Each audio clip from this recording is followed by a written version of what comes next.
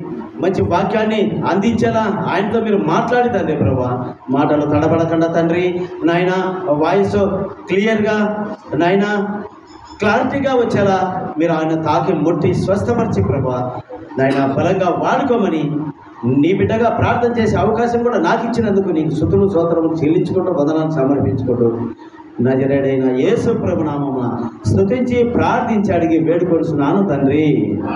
ఆమేన్, ఆమేన్, ఆమేన్.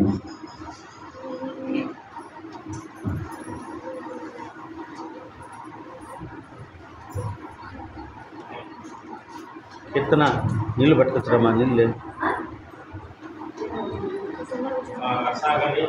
సకల ఘనత మహిమ ప్రభావములు మనలను సృష్టించిన ఆ సృష్టికర్త అయిన దేవునికి చెందునుగాక. ఆమేన్. నూతన సంవత్సరంలో మొదటి ఆదివారం, ఈ మొదటి ఆదివారంలో సంగీత వాద్యాలతో మరి మన స్వరాలతోటి చిన్నపిల్లల నుంచి పెద్దవారు సైతం అందరం దేవుని స్తుతిస్తూ ఘనపరుస్తూ మహిమపరుస్తూ మరి ఆ పరలోకంలో మా కొంతమంది చెప్పిన విధంగా బైబిల్లో కొన్ని చోట్ల ఉన్నట్టుగా మీరు గమనిస్తే 148వ కీర్తనలో 149 కీర్తనలో అక్కడ దేవుని స్తుతిస్తారు. బంతి వాద్యాలతో, తంబూరతో, సితారాతో దేవుని స్తుతిస్తారు. ఇప్పుడు జరిగిన మన ఆరాధన, ఇంతకుముందు జరిగిన ఈ పాటల సందడి ఆ ఆరాధనకు చిహ్నం. దానికి ఒక పాట ఉంటుంది అన్నమాట. మన పాటల పుస్తకాలు కూడా ఉంటుంది. స్తుతి స్తుతి స్తోత్రార్హుడా, స్తుతుల మీద ఆసీనుడా, వేలాది దూతల్ వేణోళ్ళ పొగడలు, ఆకాశ విశాలములు నీకీ చాటం.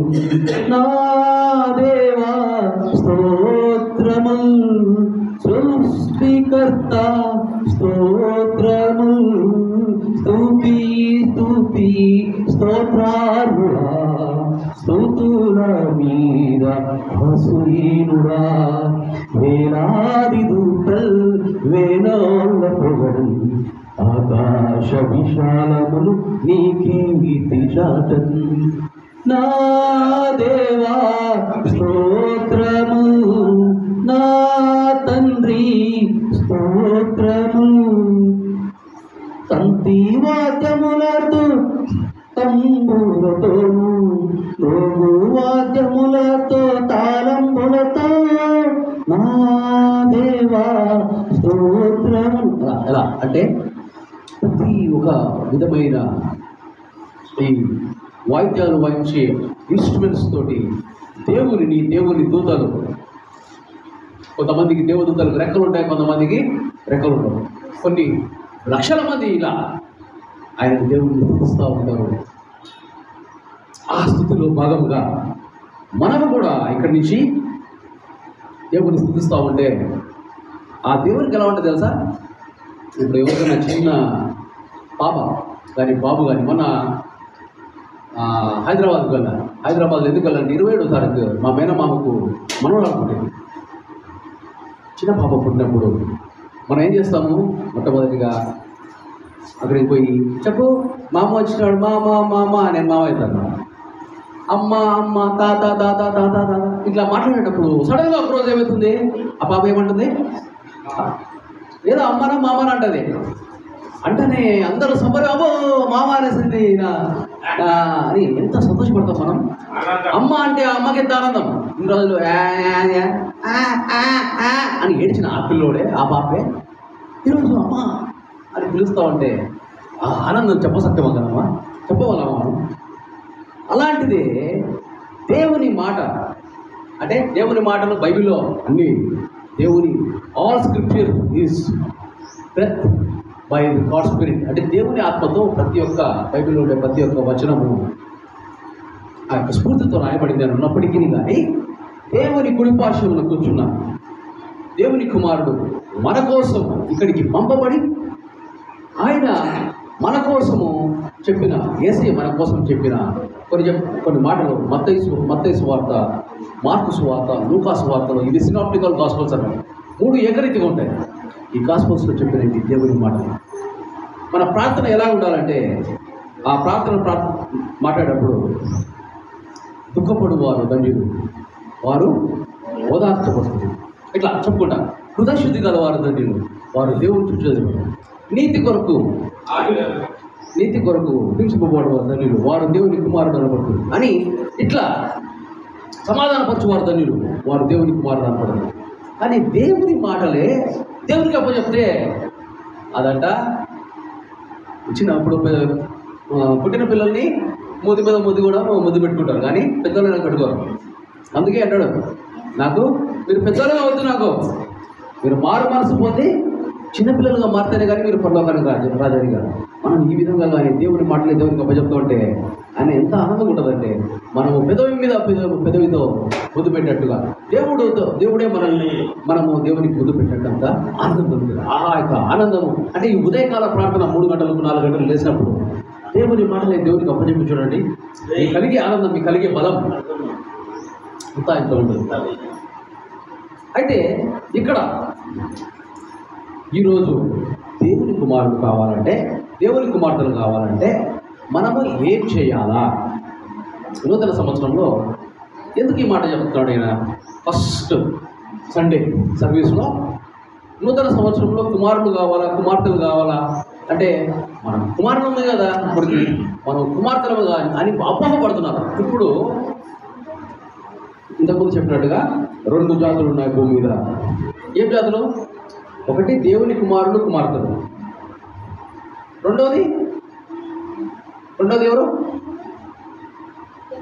2 జాతులు ఉన్నాయి భూమి మీద.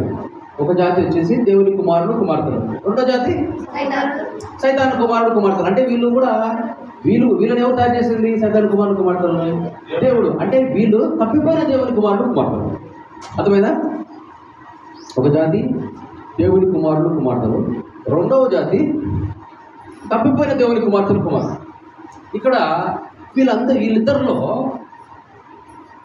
అత్యంత బాధాకరమైన విషయం ఏంటంటే, కొంతమంది తప్పిపోయిన దేవుని కుమారుడు కుమార్తెలు వాళ్ళు ఏమనుకుంటారంటే, మేము కూడా దేవుని కుమారుడు కుమార్తెలమే.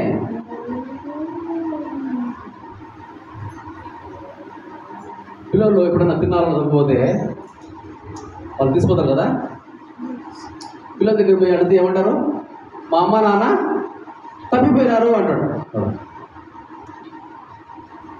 అవునా? వాడికి తెలియదు, వాడు తప్పిపోయినాడు పిల్లడు. ఒరే తప్పిపోయింది మీ అమ్మ నాన్న కాదురా, నువ్వేరా అంటే వాడు అప్పుడు ఎడుతాడు, ఏమో తప్పిపోయినాడు. పోయి ఎప్పుడు ఎక్కడ ఉన్నావు అంటే, మా అమ్మ నాన్న తప్పిపోయినారు అని అంటున్నాడు. అంటే తప్పిపోయింది మీ అమ్మ నాన్న కాదురా, నువ్వేనా తప్పిపోయింది అంటే అప్పుడు ఏడుస్తున్నాడు వాడు బాధతో. ఇప్పుడు చాలా మంది పరిస్థితి అదే ఉంది. మేము సరైన మార్గంలో ఉన్నామేమో, మేము రోజు సంఘానికి వెళ్తున్నాం కదా, రోజు ప్రార్థనలు గడుపుతున్నాం కదా, రోజు బైబిల్ చదువుతున్నాం కదా, కొంతమంది రోజు మేము ప్రవచిస్తున్నాం కదా, మేము అద్భుత కార్యం చేస్తున్నాం కదా, మేము దయ్యాలు వెలగొడుతున్నాం కదా, మేము సంఘాలు నడుపుతున్నాం కదా, ఎప్పటి నుంచో నడుపుతున్నాం కదా, మేము చిన్నప్పటి నుంచే క్రైస్తవులుగా పుట్టాం కదా. ఇవన్నీ దేవునికి కొలమానం కాదు. కొలమానం అంటే కొలత చేస్తాం. నేను ఇప్పుడు స్టోర్కి పోతే ఎక్కడన్నా కొనుక్కోవడానికి పోతే కేజీ చక్కెర కావాలంటే ఎట్లా చేస్తారు? కేజీ చక్కెర కావాలని పోయినాం స్టోర్కి, కానీ ఎక్కడికైనా షాప్కి, ఎట్లా ఊరికి ఇట్లా చేత పెట్టిస్తారా? తూచిస్తారు. దేంతో? కామన్ బ్యాలెన్స్ తోటి. కానీ లేకపోతే కొత్తగా ఇప్పుడు ఎలక్ట్రానిక్ స్కేల్ వచ్చింది, దానికి పోస్తా 1 కేజీ దాటిన తర్వాత వాళ్ళకి ఇస్తారు. అది కొలమానం. దేవునికి కుమారుడుగా కుమార్తె కావాలంటే ఒక కొలమానం ఉంది, ఒక కొలత ఉంది. ఆ కొలతను మనం పరిశీలన చేద్దాం ఈరోజు. ఎందుకంటే చాలామంది ఏమనుకుంటారంటే, అబ్బా దేవుని కోసం నేను ఇంతగా స్ట్రిక్ట్గా ఉంటున్నానే. యోహాను కూడా అలాగే అనుకుంటున్నాడు. యోహాను పరలోకానికి వెళ్ళాడు, కానీ యోహాను ఎవరు? బాప్తిస్మ యోహాను అతి నిష్టపరుడు. మత్తయి 11వ అధ్యాయంలో చూస్తే ఆయన అతి నిష్టపరుడు. యేసయ్యని అడుగుతాడు, అసలు ఏంటి మీరు ఎలా చేస్తున్నారు? మీరు ఎందుకు పాపలతో సమయం గడుపుతున్నారు? ఎందుకు మీరు రోగులతో ఉంటున్నారు? ఎందుకు మీరు వ్యభిచారులతో మాట్లాడుతున్నారు? అసలు మెస్సేయు నువ్వేనా అని పంపిస్తున్నాడు. మత్తయి సువార్త 11వ అధ్యాయం. అప్పుడు యేసయ్య వాళ్ళ శిష్యులు చెప్తాడు అన్నమాట. గుడ్డివారు చూపు పొందుతున్నారు. చదవండి ఒకసారి. మత్తయి 11వ అధ్యాయంలో మొదట్లో 3వ అధ్యాయం 3వ వచనం నుంచి అని ఆయనను అడుగుటకు రెండు కూడా చదవండి. క్రీస్తు చేయుచున్న కార్యములను గూర్చి యోహాను చెరసాలలో విని రాబోవాడవు నీవేనా, లేకపోతే మేము మరి ఒకరి కొరకు కనిపెట్టవలన అని ఆయనను అడుగుటకు తన శిష్యులను పంపెను. యేసు వారిని చూచి మీరు వెళ్ళి విన్న వాటిని కన్న వాటిని యోహానుకు తెలుపుడి. గుడ్డివారు చూపు పొందుతున్నారు, గుడ్డివారు నడుస్తున్నారు, కుష్ఠరోగులు శుద్ధులగుచున్నారు, చెవిటివారు వినుచున్నారు, చనిపోయిన వారు లేపబడుతున్నారు, బీదలకు సువార్త ప్రకటింపబడుతున్నది. మరియు నా విషయమై అభ్యంతరపడినవాడు ధన్యుడని ఉత్తరమించును. ఇక్కడ యోహాను అతి నిష్ఠపరుడు. అతను ఒంటె చర్మం కట్టుకొని తేనె మిడతలు మాత్రమే తినేవాడు, మామూలుగా తినేవాడు కాదు అందరిలాగా. యేసయ్య ఏంటంటే ఆయన చక్కగా అందరితోటి భోజనాలు చేస్తూ పాపలు అంటే ట్యాక్స్ కలెక్టర్స్ దగ్గర, ఈ సుంకరుల దగ్గర, అందరి దగ్గర అతను ఉండేవాడు. అసలు మీ శాస్త్రులు పరిశీలి ఇలా చేయడం లేదు కదా, మీ బోధకుడు ఎందుకు ఇలా చేస్తున్నారంటే శిష్యులు అడుగుతారు. శిష్యులు వచ్చి యేసయ్యని అడుగుతారు, ఎందుకైనా మీరు ఇలా చేస్తున్నారంటే నేను వచ్చినది రోగుల కోసమే, ఆరోగ్యవంతుల కోసము కాదు. నేను వచ్చింది రోగుల కోసమే. రోగుల కోసం వచ్చినప్పుడు రోగుల దగ్గర ఉండాలి, కానీ ఆరోగ్యవంతుల దగ్గర వస్తే వాళ్ళని బాగా చేస్తాం. అలాగా అతి నిష్ఠపరుడైన యోహాను పరిస్థితి ఏంటంటే లాస్ట్లో ఇక అదే అధ్యాయంలో మనం గమనిస్తే యోహాను గురించి గొప్పగా చెప్తాడు. 11వ వచనంలో చెప్పండి. 11వ అధ్యాయం 11వ వచనం. స్త్రీలు కనిన వారిలో బాప్తిసమిచ్చు యోహాను కంటే గొప్పవాడే పుట్టలేదు. అంటే మోషే కంటే గొప్పవాడు యోహాను. పాత నిబంధన ఇంతవరకు పుట్టలేదు, అంతవరకు పుట్టలేదంటే యేసయ్య యోహాను తర్వాత పుట్టాడు. నిశ్చయముగా మీతో చెప్తున్నాను, నిజంగా పరబుద్ధి చెప్తున్నాను, స్త్రీలు కన్న వారిలో అతి శ్రేష్ఠుడు బాప్తిస్మ యోహాను కంటే గొప్పవాడు పుట్టనే లేదట. అయినా బాప్తిసమిచ్చు యోహాను ఒకటి మర్చిపోయావు. ఇది అయినను మెయిన్, అది అయినను 11లో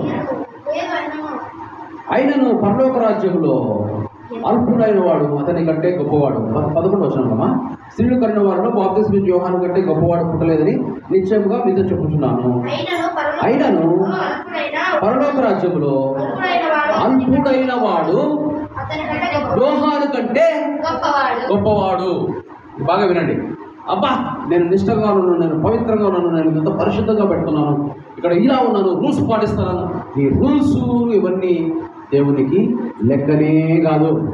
నేను సండే ఫుల్గా చర్చిగా ఉంటా, ఫ్రైడే ఫుల్గా ఫాస్టింగ్ చేస్తా, ఇవి లెక్కనే కాదు. నీ నీతిని ఇంట్లో పెట్టుకో. నేను పొద్దున్న లేసి గంటసేపు బైబిల్ చదువు మంచిదే కాదు, కానీ అది నీ నీతి. దీనివల్ల నువ్వు పరలోకానికి పోవు. మాస్టర్ చెప్పినట్టు చేస్తా, పోవు. ఎప్పుడు పోతావు పరలోకానికి? ఇంతకుముందు చెప్పిన యువకులు గుర్తుందా? గర్ల్స్ మీకు ఏమైనా గుర్తుందా? పరలోకానికి పోవాలంటే మనం ఏం కావాలా? కుటుంబం కావాలా? చెప్పానా? దేవునికి ఏం కావాలా? రక్షణ పొందాలి. దేవునికి ఏం కావాలి? కుటుంబం. కుటుంబం కావాలంటే ఏ వరుసలో కుటుంబం కావాలి? దేవునికి కుమారుడుగా కుమార్తెలుగా కావాలా? దేవునికి మనం ఏం కావాలా? కుమారుడుగా కుమార్తెలుగా కావాలి. అదే మన అంశం ఈరోజు. మన అంశం ఈరోజు టాపిక్ ఏంటంటే దేవునికి మనము కుటుంబంగా కావాలా, దేవునికి మనం కుమారుడుగా కుమార్తెలుగా కావాలా. ఒకవేళ పొరపాటున నేను ఎంతకుముందు కూడా ఒకసారి చెప్పాను, ఇప్పుడు నేను వచ్చినాను ఇక్కడికి పడపాయపల్లికి, ఫిలిప్ మామని అడుగుతున్నాను. అప్పుడు కీర్తన ఫిలిప్ మామ ఇంట్లో ఉందా, పక్కింట్లో ఉందా? ఎందుకు? వాళ్ళ కూతురు కాబట్టి. ఆయన కూతురు కాబట్టి. ఇప్పుడు తేజకు పెళ్ళింది. తేజ హస్బెండ్ వచ్చినాడు. ఆయన ఎక్కడున్నాడు? వాళ్ళ ఇంకో దగ్గర. ఇక్కడ వచ్చినప్పుడు ఎక్కడున్నాడు? ఇక్కడ. వాళ్ళ ఇంట్లో ఉన్నాడా, బయట ఉన్నాడా? బయటకు పట్టరా అన్నాడా? ఎందుకంటే కుటుంబం అయినాడు. అర్థమైందా? మీరు స్వర్గలోకానికి వెళ్ళాలంటే దేవునికి కుటుంబం కావాలా, దేవునికి కుటుంబం కావాలా. అది ఎవరు చెప్పింది? నేను చెప్పినానా? దేవుని కుటుంబం అయితేనే, దేవుని కుమారుడు అయితేనే మీరు పరలోకానికి పోతారని నేను చెప్పినానా? ఎవరు చెప్పిందండి? యేసే చెప్పినాడు. అది మీకు నేను క్లియర్గా ఎలా దేవునికి కుమారుడు కావాలనేది మత్తయి 5వ అధ్యాయం తీయండి. మత్తయి 5 అంకుల్. కృష్ణ మందిరం.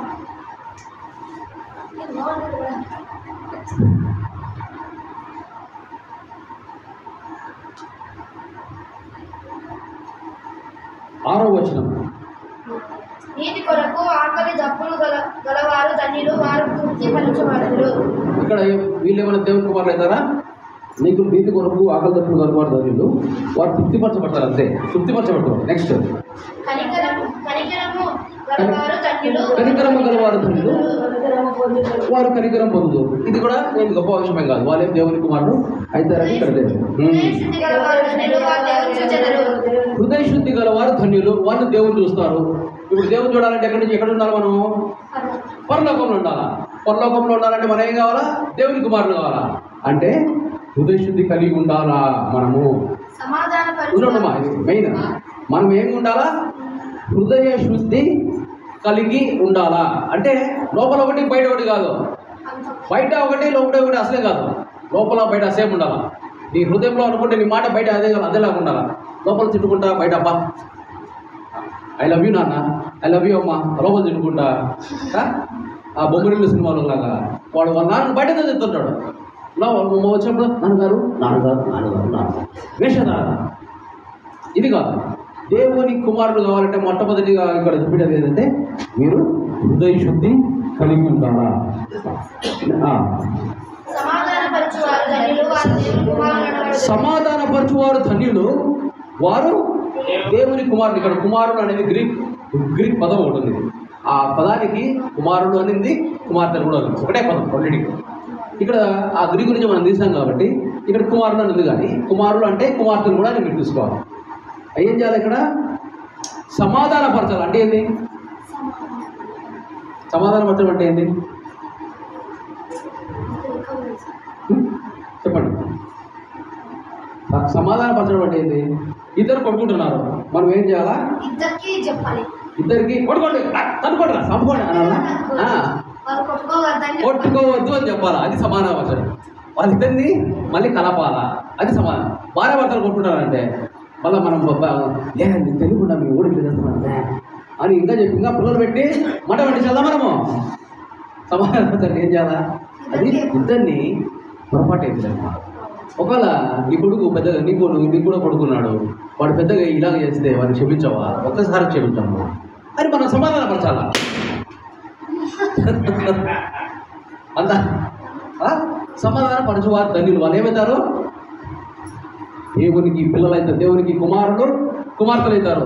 దేవునికి కుమారులు అయితే నువ్వు పరలోకానికి పోతావు. అర్థమైందా? నెక్స్ట్, నీతి నిమిత్తము హింసించబడువారు ధన్యులు, పరలోక రాజ్యం వారిది. నీతి కోసం హింసింపబడువారు ధన్యులు, పరలోక రాజ్యం వారిది. ఇప్పుడు వీళ్ళు నీతి కోసం హింసించే వాళ్ళు దేవుని కుమారులు కుమార్తెలా? వాళ్ళని ఆలేనా వీళ్ళు కూడా? ఇప్పుడు మనం ఏ టాపిక్ ఏంటి? దేవుని కుమారుడు దేవుని కుమార్తెలు కావాలంటే ఏం చేయాలి? ఇప్పుడు హృదయ శుద్ధి గలవారు ధన్యులు, వాళ్ళు దేవుని చూస్తారంటే వాళ్ళు పరలోక రాజ్యానికి పోతారు. కాబట్టి వాళ్ళు దేవునికి కుమారుడు కుమార్తెలు. అవునా? ఇక్కడ నీతి కొరకు హింసింపబడరు వారు ధన్యులు, వారు ఏమైంది పరలోక రాజ్యము వారిది అన్నాడు. పరలోక రాజ్యం వారిది అంటే వీళ్ళు దేవుని కుమారుడు కుమార్తెనా? పరలోక రాజ్యం వాళ్ళంటే స్వర్గలోకము వాళ్ళదే వాళ్ళదే అంటే దేవుని పరలోక రాజ్యం వాళ్ళంటే వీళ్ళు కూడా దేవుని కుమారుడు కుమార్తెలే. అర్థమైందా? ఏమైనా డౌట్ వచ్చింది? డౌట్ ఏమన్నదా? క్లియర్. అంటే ఈ నీతి కోసం హింసింపబడాలంటే ఏది అర్థము? నీతి కోసం ఎట్లా హింసింపబడతాం? మనమేమో జయంతులు ఎన్నో క్లాసు? 8th క్లాస్లో నువ్వు కష్టపడి పగలు రాత్రి కష్టపడి నువ్వు ఏం కావాలనుకుంటున్నావు? డాక్టర్ కావాలా అని కష్టపడి చదువుకుంటూ ఉన్నావు. కానీ పక్కన ఒక 10 మంది గ్రూప్ ఉన్నారు. ఆ 10 మంది ఏం చేస్తున్నారు? వాళ్ళు కాపీలు కొట్టి పాస్ అవుతున్నారు. కాపీలు కొట్టి నీకంటే ఎక్కువ మార్కులు తెచ్చుకుంటారు. అప్పుడు టీచర్ వచ్చి నీతో ఏమంటుంది? ఏమంత చదివినట్టు యాక్టింగ్ చేస్తున్నావు నువ్వు, తక్కువ మార్కులు ఎట్లా వస్తాయి నీకు? 20 వచ్చినాయి, వాళ్ళు చూడే 100 మంది వచ్చినాయి అని నిన్ను హింసిస్తారు. అది చెప్పకూడదు. నీతి కోసం నువ్వు నీతిగా చేసావు కాబట్టి నువ్వేం చేయాలా? ఏమన్నారా? సారీ మేడం, ఈసారి 100 తెచ్చుకుంటా, 100 తెచ్చుకుంటా అంతే. అప్పుడు నీకు బాధ కలుగుతుంది. వాళ్ళు తిట్టేది ఆమె. ఇంకొకటి, ఈ పని చేసి పెట్టు, నా కొడుకుకు ఉద్యోగం ఇవ్వు అంటే నీ కొడుకులాగా ఎంతోమంది కొడుకులు వచ్చారయ్యా, అందరూ పేదవాళ్ళే, నీ కొడుకుకు మాత్రమే నేను ఎందుకు ఉద్యోగం వేయాలా? రికమెండేషన్ ఉంది సార్ నాకు ఈ ఎమ్మెల్యే దగ్గరకు ఉంది, ప్రొద్దుటూరు ఎమ్మెల్యే ఉంది అంటే మరి ఈ పిల్లోనికి జమ్మలమడుగు ఎమ్మెల్యే ఇచ్చినాడు రికమెండేషన్, ఈ పిల్లోనికి ఎంపీ ఇచ్చినాడు, ఈ పిల్లోనికి రాయచోటి బద్వేలు ఎమ్మెల్యే ఇచ్చినాడు, ఈ పిల్లోనికి రాయచోటి ఎమ్మెల్యే ఇచ్చినాడు అని చెప్తున్నారు వాళ్ళు. చెప్పి అది కాదయా, ఇప్పుడు ఏ ఎమ్మెల్యే గాడు ఎంపీ గాడు రికమెండేషన్ మాకేం వస్తుంది, నువ్వు ఎంత ఇస్తావు చెప్పు. ఏమంటారు? వాడు ఇంటికి వచ్చేవాడు వాడు గవర్నమెంట్ అధికారే, వారికి రూపాయి లంచం ఇవ్వాల్సిన అవసరం లే మనం. వాడేమంటున్నాడు? 5 లక్షలు అవుతుందయా నెల మీ వాడికి 50,000 జీతం, 5 లక్షలు అయితే అందరికి 10 లక్షలు చెప్తున్నాం, మీకు మాత్రము తగ్గించి 5 లక్షలు చెప్తున్నాం. మీ దగ్గర అన్ని అప్పులు పాలై ఉన్నాడు పిల్లడు చదువుల కోసం అప్పులు పాలయ్యి చేసి తల్లిదండ్రుల కుటుంబము సరిగా తినడం 2 ఒక పూటనే తింటారు వాళ్ళు. ఇప్పుడు ఏమంటున్నాడు వీడు? 5 లక్షలు అప్పు తీసుకొని ఇచ్చి 5 లక్షలు అప్పు తీసో కిడ్నీ దానం చేసుకో తెచ్చి ఇవ్వండి మీరు ఉద్యోగం తెచ్చుకోండి, నెల 50,000 వస్తుంది అని చెప్తున్నాడు. అప్పుడు ఏం చేయాలి మనం? పోయి పోలీస్ కంప్లైంట్ చేయాలి. పోలీసుకు వాడు కూడా లంచం తీసుకుంటాడు. వాడు లంచం తీసుకున్నప్పుడు వాడు ఒకటవుతాడు, పోలీసు వాడు మనం కొడతాడు, మన మీద కేసు పెడతాడు. ఇది నీసి పోదపించుకోవడం అనేది నువ్వు ఆపాలా? అది అక్కడ మన బిడ్డకే కాదు, ఇంకొక బిడ్డకు కూడా అన్యాయం చేయకుండా ఎవరైతే వాళ్ళకు హైయెస్ట్ వాళ్ళకు దానికి క్వాలిఫై అవుతారో వాళ్ళకే ఉద్యోగం రావాలి. అట్లా వచ్చేసినప్పుడు ఏమవుతుందంటే దేవుడి కుమారులు అవుతారు వీళ్ళు. దేవుడి కుమారులను దేవుడు ఎక్కువగా దీవిస్తాడు. వాడు మొదటి నుంచి సాయంత్రం వరకు పనిచేసి వాడు ఎంత సంపాదిస్తాడో వీడు 1 గంటలో సంపాదించగలుగుతాడు. దేవుడి కుమారులకు ఆశీర్వాదం ఉంది.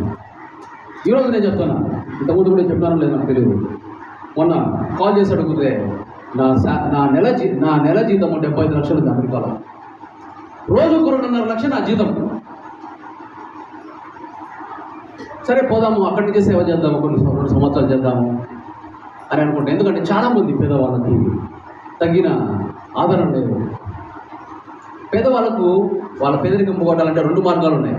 ఒకసారి డబ్బు, కానీ వాళ్ళు అది వాడుకుంటారు, తర్వాత పేదరికంలో మిగిలిపోతారు. అదే ఒక భూమి తీసుకోండి, వాళ్ళని కూడా పార్ట్నర్లు చేయండి, లేదా ఒక బిజినెస్ పెట్టండి, వాళ్ళని కూడా పార్ట్నర్లు చేయండి. వాళ్ళకి 75% పెట్టుబడిదారికి 25% పెట్టుకో. వాళ్ళను ఎప్పుడు వాళ్ళకు పేదరికం లేకుండా చేయండి. ఇది చేస్తే చేపలు పట్టి ఇస్తే ఆ రోజు ఆకలి తీరుతుంది, కానీ వానికి చేప పట్టడం నేర్పిస్తే వానికి ఇంక ఎప్పటికీ ఆకలి ఉండదు, చేపలు ఎప్పటికీ ఉంటాయి. కాబట్టి అలాంటి పేదరిక నిర్మూలన చేయాలని దేవుడు నాకు ఆలోచన ఇచ్చాను.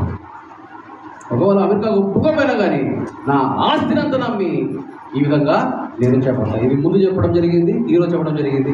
ఎందుకు చేస్తున్నా ఇది అంటే యేసు చెప్తున్నాడు, నీ ఒక ఆజ్ఞ, నాకే కాదు మీకు అందరికీ ఆజ్ఞ.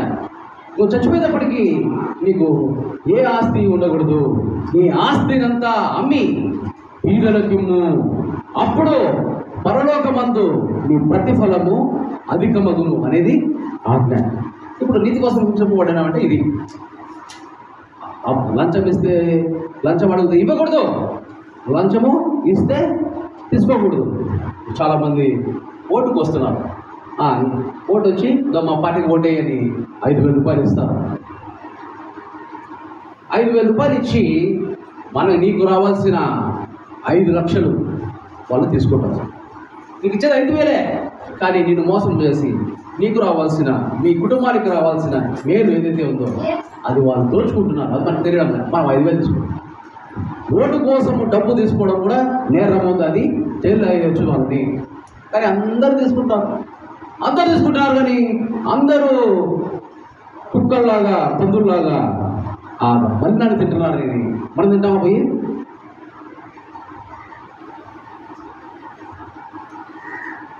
మనం తినము. కుక్కలైతే కక్కిండేది మళ్ళీ తింటుందంట. మనం తింటామా? మనం తినకూడదు. అలాగే నీతి కోసం హింసింపబడాలా.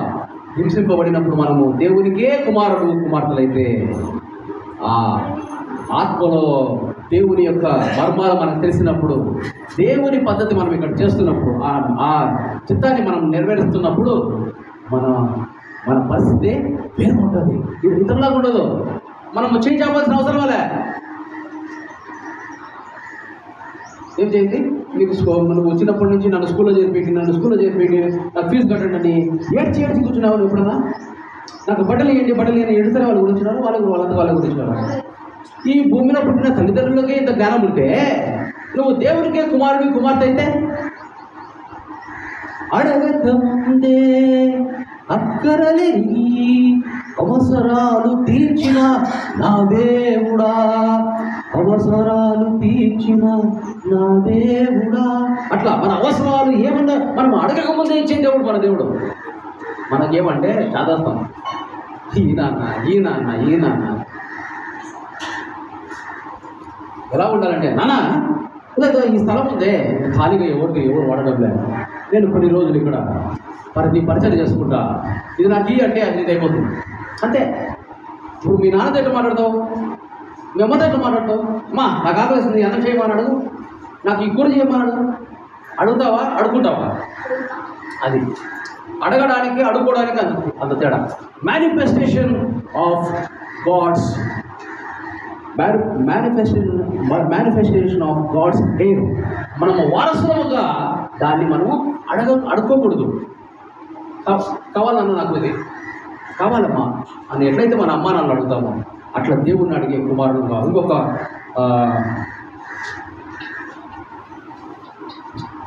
మత్తయి సువార్త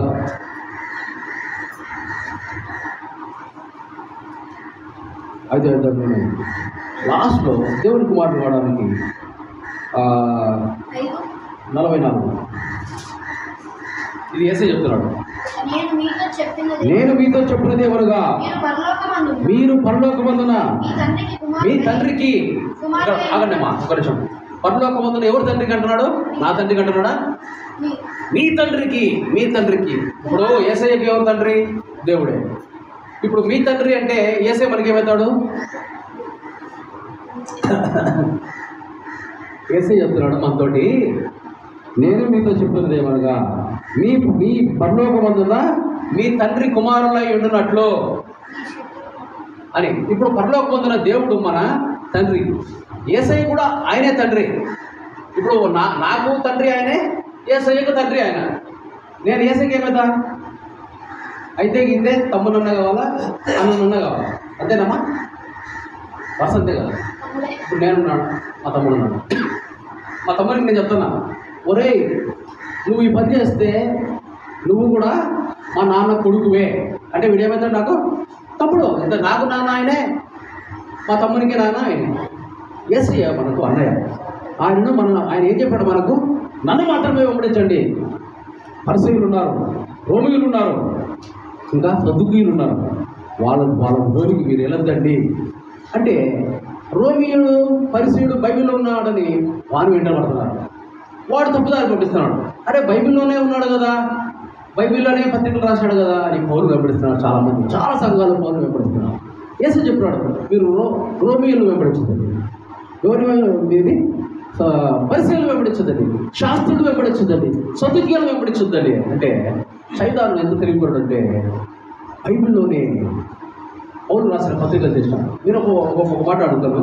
ఇప్పుడు మా నాన్న గురించి నేను మా నాన్నతో చిన్నప్పటి నుంచి నేను ఉన్నాను అనుకోండి, చిన్నప్పటి నుంచి ఉన్నా కానీ ఆయనతోనే ఉన్నాను అనుకోండి పూర్తిగా, రైట్ హ్యాండ్ లాగా కుడి భుజం లాగా నేను మా నాన్నతో ఉన్నాను ఇప్పటి వరకు. నిజానికి అయితే నేను లేను, నిజానికి కలిగింది. నేను స్కూల్కి పోయినాను, మా నాన్న ఆఫీస్కి పోయినాడు, మా నాన్న. నేను అమెరికాకు పోయినా, నేను కోయంబత్తూరులో ఇంజనీరింగ్ చేసడానికి వెళ్ళినా, తిరుపతిలో ఇంటర్మీడియట్ చేసేదానికి ఫస్ట్ ఇయర్ చేశాను, నెల్లూరులో సెకండ్ ఇయర్ చేస్తున్నాను. ఈ మధ్యకాలంలో నేను లేను. ఒకవేళ నేను మా నాన్న వయసు ఇప్పుడు 24, నాది 52. ఇప్పుడు మా నాన్నతో నేను పుట్టినప్పటి నుంచి 52 సంవత్సరాలు ఉన్నాను అనుకోండి ఫర్ ఎగ్జాంపుల్. ఎక్కడికి పోలే, ఆయన పక్కనే ఉన్నా. నేను వచ్చినా మీ దగ్గరికి.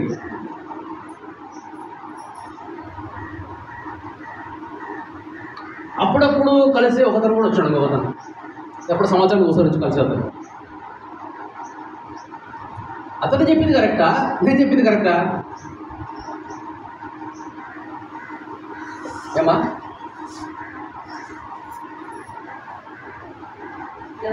ఎవరు చెప్పింది కరెక్ట్? ఇప్పుడు దావీదు ఉన్నాడు, దావీదు గురించి పెళ్ళైనప్పటి నుంచి వాళ్ళ భార్య ఉంది, వాళ్ళ భార్య చెప్పింది కరెక్టా? ఎప్పుడో ఒకసారి పోయి వచ్చిన వీళ్ళ చెల్లెలు చెప్పింది కరెక్టా? ఏమా నువ్వు చెప్పింది కరెక్ట్. ఇప్పుడు మా భార్య చెప్తుంది నా గురించి, ఏమంటదంటే ఆయనకు ప్రేమ ఎక్కువ, కోపం ఎక్కువ. మా మరదలు మా వదిలేమంటారు, అసలు ఈయనకు కూడా కోపం ఉంటుందా, ఎప్పుడూ తను ఉంటాడు ఈయన అంటది. ఇప్పుడు ఎవరు చెప్పింది కరెక్ట్? మా భార్య చెప్పింది కరెక్ట్. కరెక్ట్. ఎందుకంటే ఆమె పెళ్ళైనప్పటి నుంచి 24 గంటలు నాదనే ఉంది కాబట్టి, ఆఫీస్కి వచ్చేయడం తప్ప నేను మళ్ళీ మిగిలిన టైం అంతా అర్థం ఉంటాను కాబట్టి నేను నా కోపం కూడా తెలుసు ఆమెకి. నా ప్రేమ తెలుసు, నా కోపం తెలుసు, నా తిక్క తెలుసు.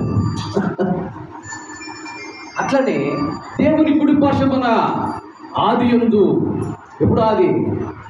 ఈ భూమాకాశం సృష్టించిన ఆది కాదు, సర్వలోకములు సృష్టించిన ఆది. అసలు బైబిల్లో ఉండే ఆది గురించి చెప్పడంలా, బైబిల్కు ముందు ఉండే ఆది. అంటే దేవుడు మొట్టమొదటిగా తన ప్రధాన దూతలను సృష్టించుకున్నాడు. ఆ ఆదిలో, ఆ ఆది నుంచి ఉన్నాడు రక్షణ శాఖాధిపతి అయిన ప్రధాన దూత. ఆయన మనం యేసయ్యను పిలుచుకుంటున్నాం అన్నట్టు. ఆయన వచ్చి దేవుడు చెప్పిన మాటలే కొన్ని మాటలే చెప్పన్నాడు. అన్నీ చెప్పొద్దురా, ఈ మాటలు చెప్పంటే అవి మాత్రమే చెప్పాడు అన్నమాట. ఇప్పుడు అవి ఎక్కువ, ఎవడో వాడు రాసినట్టు ఎక్కువ. ఒకవేళ వాడు రాసినట్టు కూడా తప్పు ఉండకపోవచ్చు. ఎట్లా వాడు రాసిన తప్ప కాదని ఎట్లా అనుకోవాలా? యేసయ్య ఈ మాట చెప్పినాడా అని చెక్ చేసుకోవాలా. యేసయ్య ఈ మాట చెప్పి అదే మాట వాడు చెప్పింటే వాడు ఆ మాటలో కరెక్ట్. యేసయ్య ఒకటి చెప్పి వాడు ఇంకోటి చెప్పినాడంటే వాడు తప్పుదోవ పట్టిస్తున్నాడు. ఎందుకు పట్టిస్తున్నాడు? ఇప్పుడు మనం దేవుని వైపు వెళ్తామంటే మనం తప్పుదోవ పట్టించేది ఎవరైంటారు? లూసిఫర్ గాడు, సైతాను గాడు. మనము దేవుని వైపు వెళ్తా ఉంటే మనం తప్పిదోవ ఎందుకు పట్టిస్తారు వాడు? ఎందుకంటే వానికి ఏదో దురాలోచన ఉంది వానికి. లూసిఫర్ ఎవరు? వాడు కూడా ఒకప్పుడు దేవుని కుమారుడే, ఇప్పుడు కూడా దేవుని కుమారుడే వాడు. కానీ తప్పిపోయిన దేవుని కుమారుడు. ఇప్పుడు మనం దేవుని వైపు తిరిగి మనం కూడా తప్పిపోయినాము. యేసయ్య వచ్చినాడు, మనల్ని దేవుని వైపు తిప్పినాడు. మనం దేవుని వైపు వెళ్తుంటే మళ్ళీ ఇటు తిరగండి. ఏం చేయాల్సిన అవసరం? మీరు యేసయ్య సొంత రక్షకుడుగా అంగీకరించి బాప్తిసం తీసుకోండి, అంతే. సీదా చక్కగా వెళ్ళిపోతారు పరలోకానికి అంటారు, కానీ చక్కగా నడిపోయేది నరకానికి. ఎందుకంటే యేసయ్య అమ్మాట చెప్పలే. ఎవరు చెప్పిండేది? యేసయ్య తర్వాత వచ్చిన వాళ్ళు చెప్పినారు. యేసయ్య ఏం చెప్పినాడు వాళ్ళ గురించి? నువ్వు నన్ను మాత్రమే వెంబడించు, ఇంకొకరిని ఎవరు వెంబడించొద్దు. తోడు కట్టుకున్న తోడేళ్ళు వాళ్ళు వెంబడి చూద్దాం అన్నాడు. కానీ మనం ఏం చేస్తున్నామంటే ఇప్పుడు అంటే మనం కాదు, మనం వెళ్ళే చర్చిలు వాళ్ళు ఎందుకు చేస్తున్నారంటే యేసయ్య ఏం చెప్పినాడంటే, యేసయ్య వచ్చినప్పుడు ఏం చెప్పాడంటే, మీరు ఈ కొత్త ఆజ్ఞలు పాటించండి. మీరు చిన్నపిల్లలుగా మారి మీరు మారు మనసు పొంది చిన్నపిల్లలుగా మారండి. మీరు దేవుని మాత్రమే ఆరాధించండి, దేవుని మాత్రమే సేవించండి. పూర్ణ మనసుతో, పూర్ణ హృదయంతో, పూర్ణ ఆత్మతో, పూర్ణ వివేకంతో దేవుని మాత్రమే అత్యధికంగా ప్రేమించండి. నిన్ను నువ్వు ఉపేక్షించుకొని, నువ్వు అంటే నీ పనులు నువ్వు వదిలేసుకొని దేవుని కోసం నువ్వు బాధ్యత చేపట్టు. నీ తల్లిదండ్రులను ద్వేషించు, నీ సోదరుని ద్వేషించు, నిన్ను నువ్వు ద్వేషించుకొని దేవుణ్ణి మాత్రమే ముందు పెట్టు. నీ ఆస్తినంతా అమ్మి బీదలకిమ్ము. నీ పొరుగు వారిని ప్రేమించు, నీ శత్రువుని కూడా ప్రేమించు అంటూ ఇలా ఆజ్ఞలు ఇచ్చాడు. ఇవి ఏమీ చేయకుండా నువ్వు ఊరికే యేసయ్య నా సొంత రక్షకుడు, ఆయన నా కోసం చచ్చిపోయాడు అరే అని నువ్వు అనుకొని అది ఎవరో చెప్పినాడు నువ్వు నమ్ముకుంటే వాళ్ళు నిన్ను నమ్ముకుంటున్నారు, వాళ్ళు ధనార్జన చేస్తారు నీ దగ్గర నుంచి. అలా చెప్పిన వాళ్ళే డబ్బులు తీసుకుంటారు నీ దగ్గర నుంచి.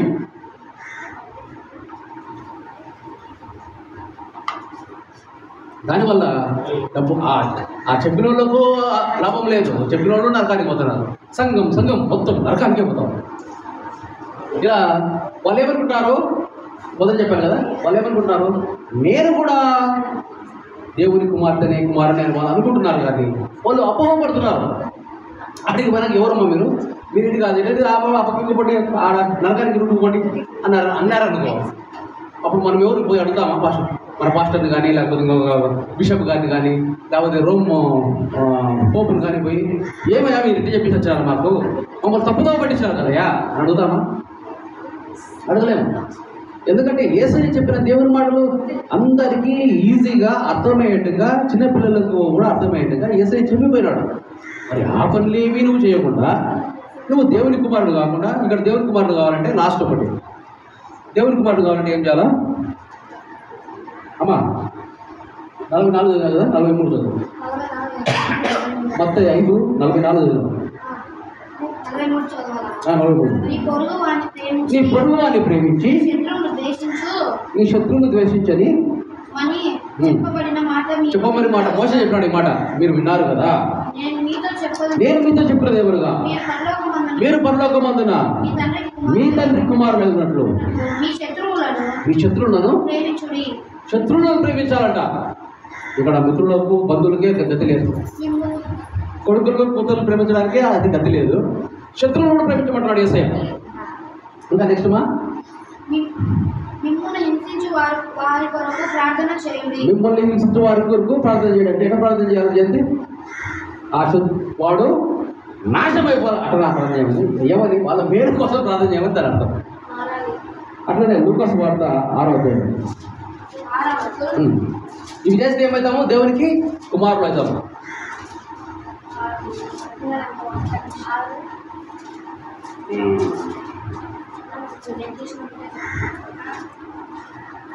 ఆరు 27.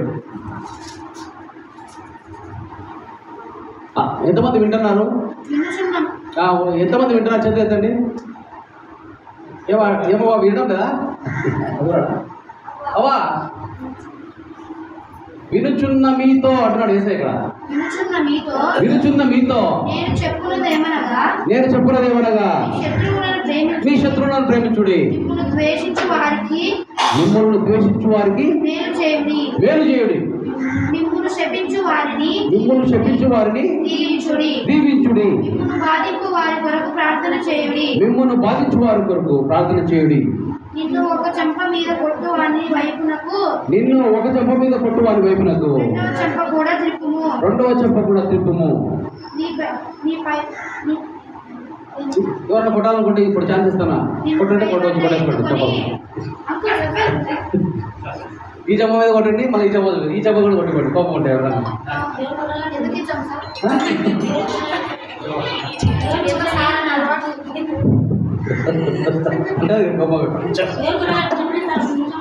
ఏమో కోపం ఉందా ఇలా కొట్టిపోదు ఎవరితో ఛాన్స్ మీకు అందరికీ ఛాన్స్ కొట్టిపోవచ్చు అన్నే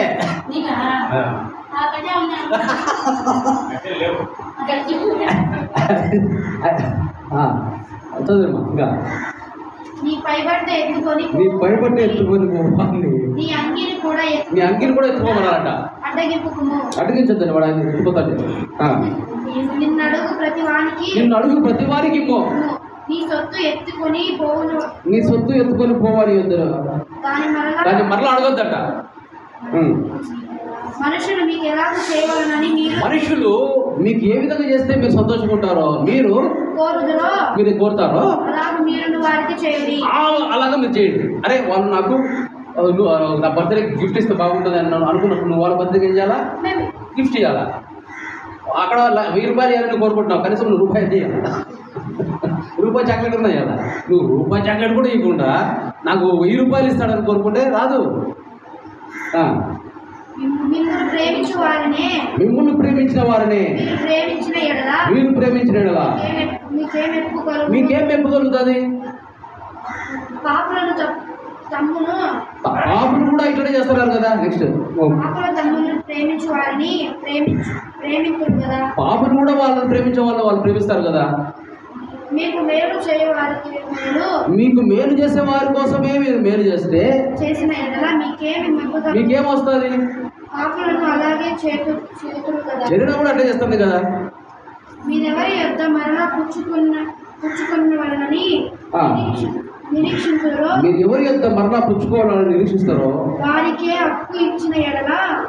అప్పించిన మీకేమి ముప్పు కలుగు. అంటే మళ్ళా ఇస్తాడని తెలిసిన వాడికి వాడు ఇస్తాడే అని వాడికి అప్పిస్తే మీకేమి లాభము? పాపలు కూడా వాళ్ళు ఇచ్చే వాళ్ళకి ఇస్తారు కదా. మీరైతే చెప్పమ్మా 35 నెక్స్ట్. మీరైతే ఎట్టి వారిని గూర్చి నిరాశ చేసుకొనక మీ శత్రువులను ప్రేమించుడి. మేలు చేయుడి అప్పు ఇయ్యుడి అప్పుడు మీ ఫలము గొప్పదై ఉండను మీరు సర్వోన్నతుని కుమారులయ్యుందురు. ఇది కుమారుడు కావాలంటే సీక్రెట్. నువ్వు ఒక్కసారి కుమారుడు అయినావంటే నీ దశ దిశ తిరిగినట్టే. ఇప్పుడు గమనిస్తా ఇంకా చాలమ్మా. ఇప్పుడు మెయిన్గా ఈరోజు సబ్జెక్టు వచ్చేస్తుంది. కుమారుడు కావాలంటే మనం ఏమేం చేయాలి? ఎన్ని గుర్తున్నాయి చెప్పండి. ఫస్ట్ ధన్యతలు ఉన్నాయి. నీతి కొరకు ఆకలి దప్పులు, నీతి కొరకు ఆకలి దప్పుల కొరకు ఉండాలా. నీతి కొరకు హింసింపబడిన వారు పరలోక రాజ్యం వారి. తర్వాత హృదయశుద్ధి కలిగి ఉన్న వారు దేవుడు చూస్తారు. దేవుడు చూసినట్లు కానీ వాళ్ళు స్వర్గంలో దేవుని కుటుంబం అవుతారు. ఇంకా దేవుని కుమారుడు కాబట్టి సమాధానపరచువారు దేవుని కుటుంబం అవుతారు. నీ శత్రువుని ప్రేమించు. అప్పుడు నువ్వు నీ సర్వోన్నతుడైన దేవుని కుమారుడు అవుతావు, కుమార్తె అవుతావు. ఇప్పుడు ఎట్లయితే అర్థమైందా? ఏమని చెప్పాను మళ్ళీ నెక్స్ట్ వారం అడుగుతా వస్తే. ఇప్పుడు ఎందుకంటే ఇది మెయిన్. నువ్వు దేవుని కుటుంబం అయితే నువ్వు ఆటోమేటిక్గా పరలోకానికి పోతావు. ఏం దేనికోసం నువ్వు నేనైతే ఆ హ్యాపీ ఎవరు తప్పినారంటే హ్యాపీ పోతా. ఎందుకంటే ఇప్పుడు పరలోకంలో నాకు దేవుని దగ్గర సీటు ఏసఐ దగ్గర ఉంటాను నేను. అక్కడ ఎంత హాయిగా ఉంటుందని. ఇక్కడ ఏదైతే మనం క్షణికానందం పొందుతామో కొన్ని విషయాల్లో అక్కడ అదే ఉంటుంది 24 గంటలు. ఏదైతే పరవశం పడి ఇది ఏమంటారు జుట్టులు ఇక్కడ పొలకింత వస్తుందో అలాంటి ఫీలింగ్ నిరంతరం ఉంటుంది. మీరు కూడా పరలోకానికి పోవాలని ఆశ. ఎవరు చెప్తున్నారండి? పొరపాటు మీరు నరకానికి పోతే ఆడ పురుగు చావదు, అగ్ని ఆగదు. అయితే మీరు పరలోకానికి పోవడమే కాకుండా ఇక్కడ దేవుని కుమారులు అయితే